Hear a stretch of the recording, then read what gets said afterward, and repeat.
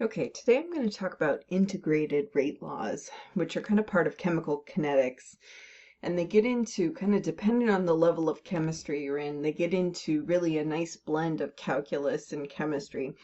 But not all levels of chemistry utilize the actual derivations of these things. So a lot of the time in general chemistry classes, we kind of just say, and then there's magic calculus that happens and it spits out these answers for us. So that's kind of what we're doing today. And I want to talk a little bit about integrated rate laws from sort of a conceptual standpoint. And in future videos, we'll do actual examples where we plug some numbers in and kind of play through how these look in an actual context. But I want to focus this video in particular on relating the graph and relating the data to the information that we can get from them, because all of this is very interconnected in terms of concentrations, rates, the rate constant, and kind of how all of these pieces play and fit together depending on this order of the reaction. And recall that order is about how much dependence there is of the rate on the various concentrations of the reactants and catalysts.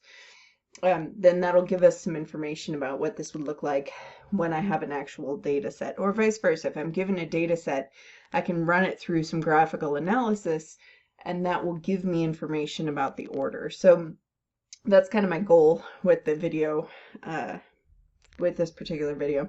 You may have noticed, if you've seen any of my other videos on kinetics, that this is not a strength of mine as a chemist. So I'm always a little shakier with the rate stuff, and I apologize for my lack of confidence here, but we're going to get through this together because we're scientists. Okay, so integrated rate laws. A zero order dependence means that there's no dependence of the rate on the concentration of whatever the thing is. So for the purposes of this video today, we're going to use A as our reactant. So that's going to be the only reactant that we're paying attention to, the only one that's going to have an impact on the rate. Although with a zero order reaction, it has no impact on the rate. So we could think about that as A to the 0, which is just a 1. So we could also write that as the rate is just equal to a constant. So for visualizing what this looks like, if we were to graph time on my X and the concentration of A, remember concentration there by these brackets that would tell me the molarity of A over time, which is usually in seconds. If we're thinking about this as a reactant, then I would start with some of it, and then I would lose some over time, right? If there's kind of, that's how chemistry works, right? We have these reactants and they go to products, and there you go.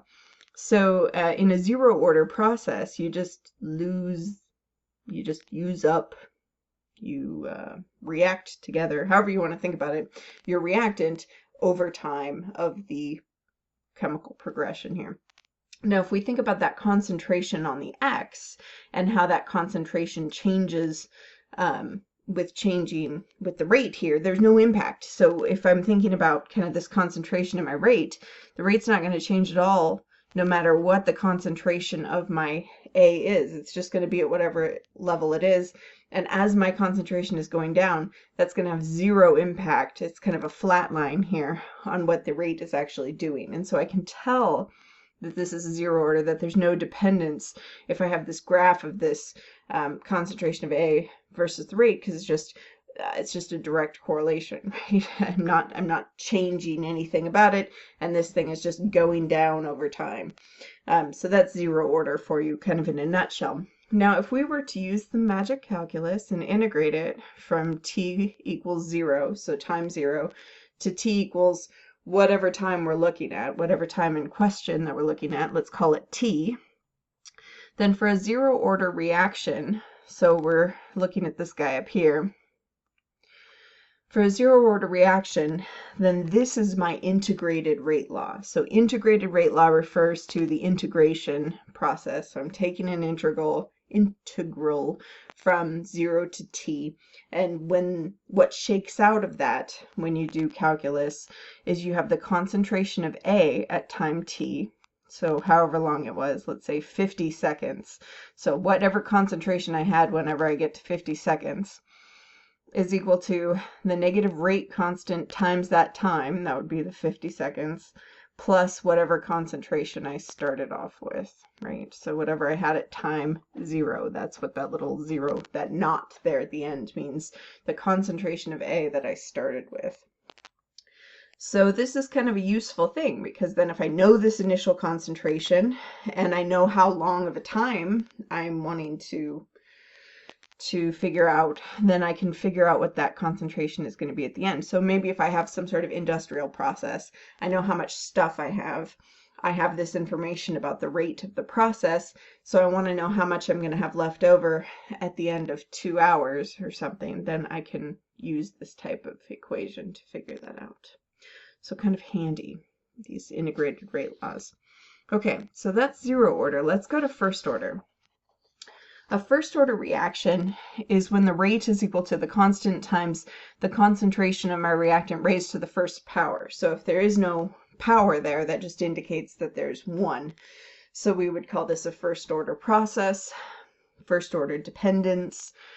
Now because of this, when I'm thinking about the concentration of A and how it's going to change over the reaction progress, it's still going to go down, but it's going to have kind of more of a parabolic curve, so it's not that straight line that we saw.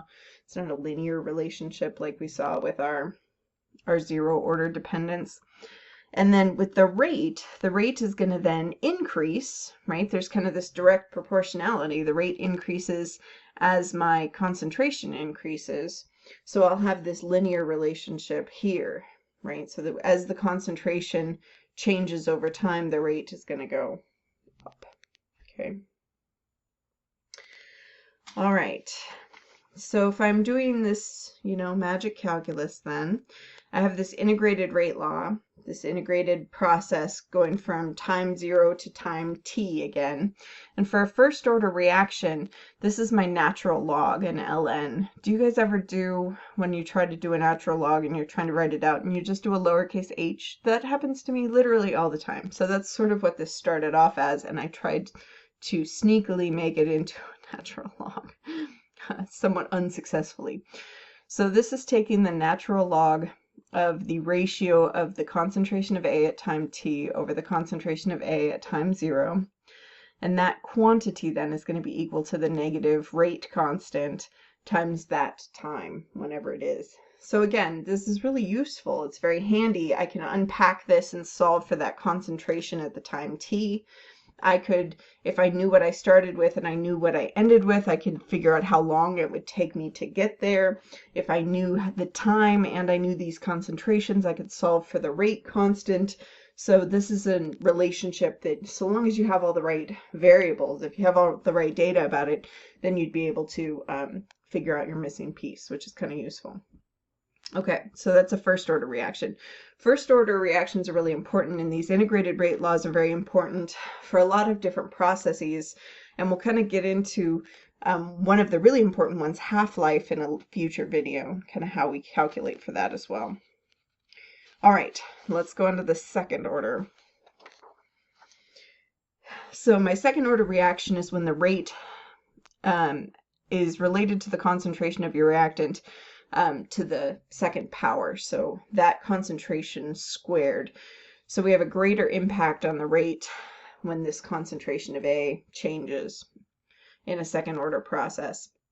So if we're thinking about this in terms of what's happening to this concentration over time, then because of the way this works out, there's really more of a steeper parabolic curve for this particular graph for the concentration of A versus time. And then when I'm looking at my rate and how my rate is comparable to my concentration of A, then this has kind of a parabolic sort of curve to it as well. So neither one of these guys are linear. And I'll get into which one would be. It's actually taking the inverse of these things. And we can actually see that when we start to shake out our integrated rate law for second order reactions. So when we do our magic calculus, then we get this this equation that spits out when we're integrating from time 0 to time t. where we have the inverse of our concentration of A at time t is equal to the rate constant times t, whatever that time is, plus the inverse of my concentration of A at time 0. So again, this is a handy way, so long as I know that it's second order, this is a handy way that I can solve for a missing variable, whether it's the time or the rate constant or one of the concentrations, etc. So there's lots of interesting ways that you can kind of utilize that. Now with the integrated rate laws, kind of depending on the chemistry, depending on the class, depending on the school, you might have different requirements. For my personal students, I will always give them these integrated rate law expressions. I just want them to know how to utilize them. That's really the biggest thing for my general chemistry classes anyway. Okay, and speaking of knowing how to use them, if you're given a data set then where you have concentrations and time, so you're given some sort of data table with concentration and time data, so molarities and time in seconds usually, then you can just graph that data, and if you make 3 different graphs, then you can figure out the order of the reaction, because if I make a graph of the concentration of A versus time, and it's linear, then it's a 0 order reaction.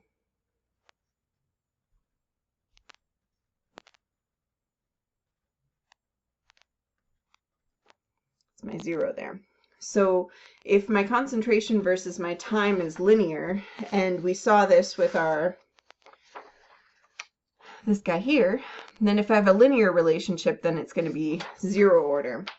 Now, if I take the natural log of A versus time and it's linear,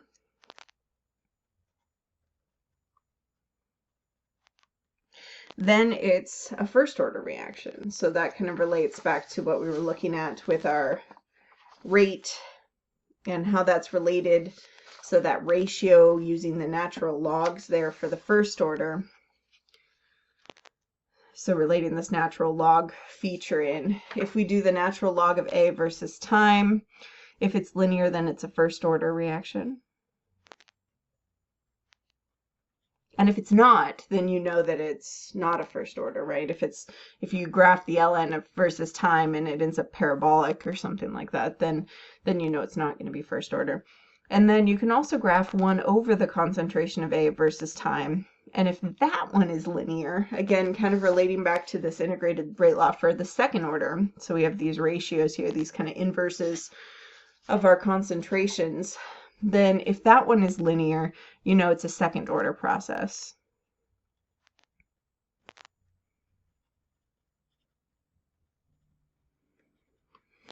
So when in doubt, if you're given a data set, then you can just graph it. You can plug it into Excel, just graph the data, and if you kind of play around with them, manipulate them, so if just straight concentration versus time, then if that one's linear, then you're done, right? It's 0 order. If it's not, then you can take the natural log of that concentration versus time and see if that one's linear. If it is, it's first order.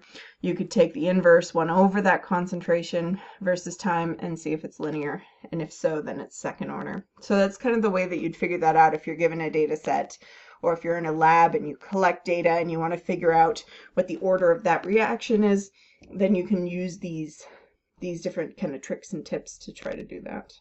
Okay, so that's sort of integrated rate laws from a graphical perspective and how they're interconnected, and kind of without doing the derivations of them, how we can go from one to the other, and the information that we get from graphs and the information we can put into graphs in order to find them. So that's kind of the summary for this video. If you have any questions on this, don't hesitate to reach out. Otherwise, I will talk to you again soon.